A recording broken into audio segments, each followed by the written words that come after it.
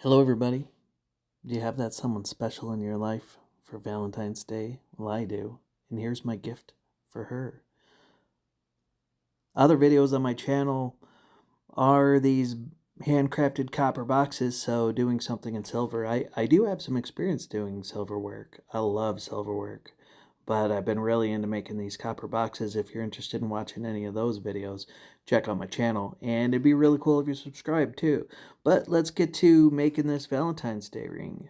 First thing I'm going to do is I've got a few different ring dies. I'll be using a hydraulic press. And you can see this is a rose ring that I'll be making an impression of. Pretty similar just to squishing that putty in there. But I'm going to start from scratch by melting some silver out of my scrap silver pile and making a little silver blob there. This is sterling silver, by the way, and it's got to be sterling because sterling is a little bit harder. It's got a little bit of copper mixed in.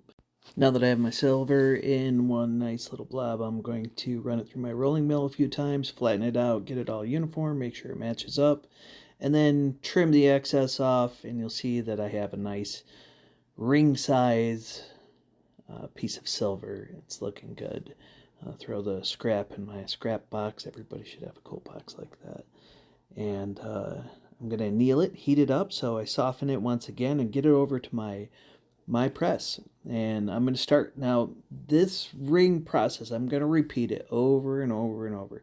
Anneal, press, anneal, press. I'm going to get my impression. What I have to do is I have to squish that silver into my die so that I get all the detail. But as I squish it, it's going to get hard again. So I've got to heat it up over in my hot workstation and then bring it back. And while I'm doing this, you're going to see I've got a special tool called a ring pusher that pushes the silver into the ring die because, see, it's got to take that divot in there to get all the detail.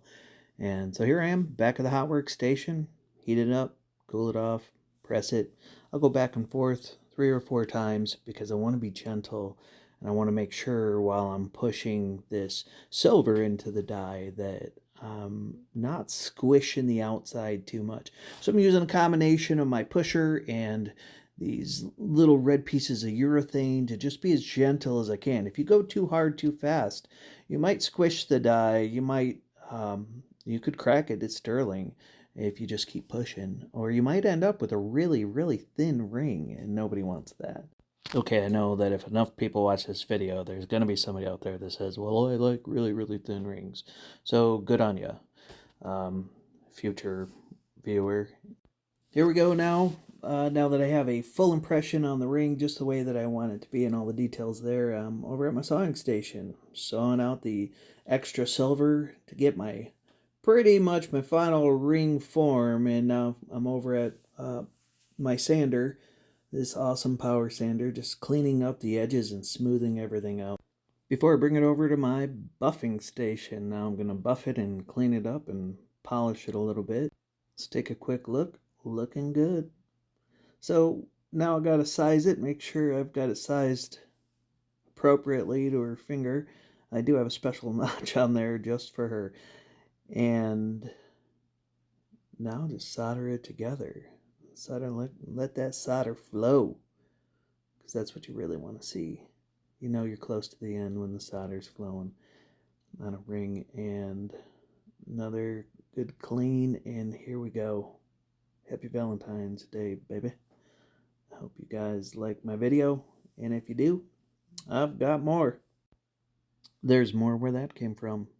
And if you did like it and stuck around to the end and you want to see more, then feel free to subscribe. No pressure, no pressure. I really just make copper boxes and do some silversmithing.